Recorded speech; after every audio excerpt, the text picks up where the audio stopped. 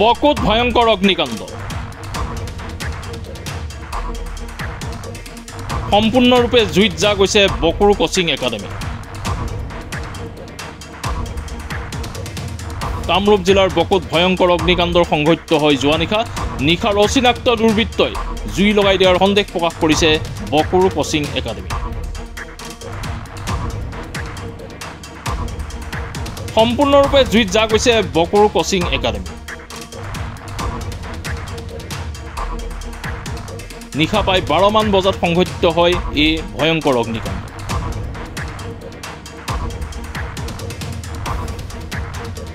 এতিয়াও জুই শিখাৰ উমি উমি জ্বলি আছে সেই একাডেমি। কোনে সংঘটিত কৰিলে এই ভয়ঙ্কৰ অগ্নিকাণ্ড? কাৰ ছত্ৰছায়াত এই ভয়ঙ্কৰ অগ্নিকাণ্ডৰ সংঘটিত হ'ল এতিয়াও ৰহস্যৰ আৱৰণ।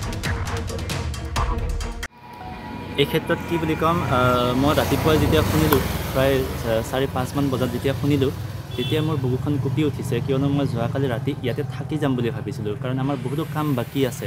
ইয়াত ক্লাছ 10, ক্লাছ 12ৰ APSCৰ ল'ৰা ছোৱালীক ইয়াত শিক্ষা প্ৰদান কৰা হয়। গতিকে আমাৰ বহুত কাম বাকী আছিলে ইয়াতে, আৰু সেইকাৰণে মই ইয়াতে যোৱাকালি থাকি যাম বুলি ভাবিছিলোঁ।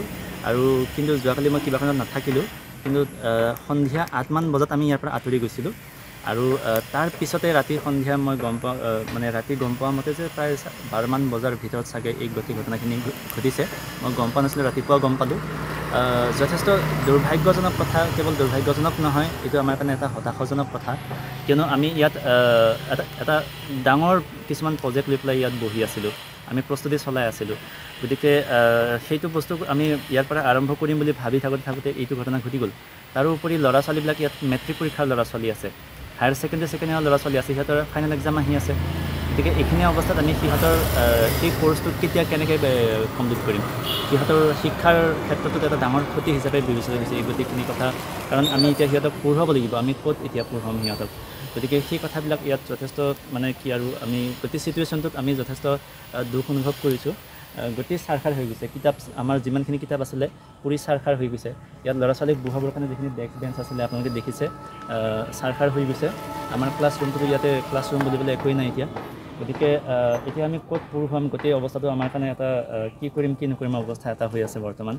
আৰু ইয়াৰ স্বত্বাধিকাৰী যিজন আমাৰ ৰঞ্জন খুৰা, ৰঞ্জন ৰাভা, তেখেতেও আহি পেলাই ৰাতিপুৱা পৰ্যবেক্ষণ কৰি পেলাই গুচি গৈছে গোটেই ঘটনাটো।